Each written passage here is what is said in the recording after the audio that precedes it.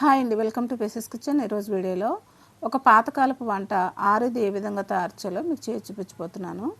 మరి ఈ ఆరిది స్వీట్ని ఇంట్లో ఉండే వస్తువులతోనే 10 నిమిషాల్లో ఎంతో హెల్తీగా టేస్టీగా తయారు చేసుకోవచ్చండి. మరి ఈ ఆరిది స్వీట్ని ఏ విధంగా తయారు చేయాలో దాని ప్రాసెస్ అంటే వీడియోలోకి వెళ్ళి చూసేయండి. ముందుగా ఒక బౌల్ తీసుకొని 1 కప్పు వరకు బియ్యం పిండి వేసుకోవాలి. ఇప్పుడు దీంట్లోనే 1 కప్పు వరకు వాటర్ వేసుకోవాలి. ఇప్పుడు ఈ రెండింటిని కూడా మొత్తం మిక్స్ అయ్యేటట్టు ఒకసారి బాగా కలుపుకోవాలి. మళ్ళీ ఈ బియ్యం పిండిలో ఇంకో కప్పు వాటర్ వేసుకొని ఉండలు లేకుండా బాగా మిక్స్ అయ్యేటట్టు కలుపుకోవాలి. ఇప్పుడు ఈ విధంగా కలుపుకున్న బియ్యం పిండి వాటర్ని పక్కన పెట్టేసుకుందాం. ఇప్పుడు పచ్చి కొబ్బరిని తీసుకొని ఈ విధంగా చిన్న చిన్న స్లైసెస్గా కట్ చేసుకొని 1/2 కప్పు వరకు తీసుకోవాలి. ఇప్పుడు ఈ పచ్చి కొబ్బరి ముక్కల్ని పక్కన పెట్టేసుకొని ఇప్పుడు ఒక మిక్సీ జార్ తీసుకొని పచ్చి కొబ్బరి ముక్కల్ని 1/2 కప్పు వరకు తీసుకొని మిక్సీ జార్లో వేసుకొని ఇవి మిక్సీ పట్టుకోవాలి. ఇప్పుడు ఈ మిక్సీ పట్టుకున్న పచ్చి కొబ్బరిని పక్కన పెట్టేసుకొని ఇప్పుడు స్టవ్ మీద ఒక గిన్నెలో 1 లీటర్ వరకు వాటర్ వేసుకొని స్టవ్ మీద పెట్టుకోవాలి. ఇప్పుడు పచ్చిశనగపప్పు 1/2 కప్పు వరకు తీసుకొని 1 గంట ముందు నానబెట్టుకున్నది ఇప్పుడు ఈ వాటర్లో వేసుకోవాలి. ఇప్పుడు ఈ పచ్చిశనగపప్పుని మీడియం ఫ్లేమ్లో ఒక 5 నిమిషాలు కుక్ చేసుకోవాలి. ఇప్పుడు ఈ పచ్చిశనగపప్పుని ఉడికిందో లేదో కొంచెం తీసుకొని చెక్ చేసుకోవాలి.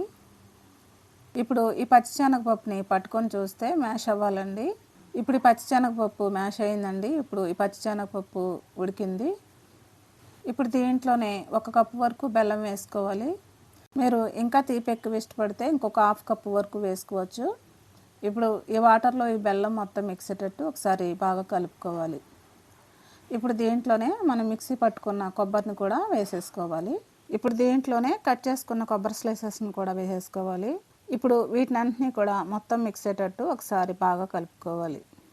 ఇప్పుడు మనం వేసుకున్న ఈ పచ్చి కొబ్బరిని ఈ వాటర్లో 2 నిమిషాల సేపు ఉడికించుకోవాలి. ఇప్పుడు ఈ పచ్చి కొబ్బరిని 2 నిమిషాల సేపు ఉడికించుకున్న తర్వాత ఇప్పుడు దీంట్లోనే 1 టీ స్పూన్ వరకు ఇలాచీ పౌడర్ వేసుకోవాలి. ఇప్పుడు ఈ ఇలాచీ పౌడర్ కూడా మొత్తం మిక్స్ అయ్యేటట్టు ఒకసారి బాగా కలుపుకోవాలి. ఇప్పుడు దీంట్లోనే మనం ముందుగా కలిపి ఉంచుకున్న బియ్యం పిండి వాటర్ని ఇప్పుడు ఈ మరుగుతున్న వాటర్లో వేసుకొని కలుపుకోవాలి. ఇప్పుడు ఈ బియ్యం పిండి వాటర్ని ఈ మరుగుతున్న వాటర్లో కలిపేటప్పుడు మంటని లో ఫ్లేమ్లోకి మార్చుకొని కలుపుకోవాలి. ఇప్పుడు ఈ బియ్యం పిండి వాటర్ని కలిపేటప్పుడు ఒక చేత్తో గరిటెతో కంటిన్యూస్గా కలుపుతూనే ఉండాలండి, ఎక్కడ ఆపకూడదు. ఈ బియ్యం పిండి వాటర్ని కలిపిన తర్వాత మంటని మీడియం ఫ్లేమ్లోకి మార్చుకొని ఈ ఆరిద చిక్కపడేంత వరకు 2 నిమిషాలు కుక్ చేసుకోవాలి. ఇప్పుడు ఈ ఆరిదని 2 నిమిషాలు కుక్ చేసుకున్న తర్వాత చిక్కబడిందండి. ఇప్పుడు ఈ ఆరిది ఈ విధంగా ఉంటే సరిపోతుంది. ఇప్పుడు స్టవ్ ఆఫ్ చేసేసుకొని ఆరిదిని పక్కన పెట్టేసుకుందాం.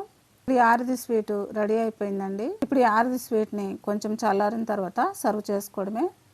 మరి ఎంతో ఈజీగా టేస్టీగా ఈ ఆరిది స్వీట్ని తయారు చేయడం చూసారు కదా. మరి పాతకాలం వంట అయిన ఈ ఆరిది స్వీట్ని ఇంట్లో ఉండే వస్తువులతోనే 10 నిమిషాల్లో ఎంతో హెల్తీగా టేస్టీగా తయారు చేసుకోవచ్చండి. మరి ఎంతో టేస్టీగా ఉండే ఈ ఆరిది స్వీట్ని మీరు కూడా ఇంట్లో ప్రిపేర్ చేసుకొని ఏ విధంగా వచ్చిందో నాకు కమెంట్ చేయండి. నా వీడియోస్ కనుక మీకు నచ్చినట్లయితే ఇప్పుడే సబ్స్క్రైబ్ చేసుకుని బెల్ ఐకాన్ ప్రెస్ చేయండి. మీ ఫ్రెండ్స్కి రిలేటివ్స్కి షేర్ చేయండి. Thanks for watching.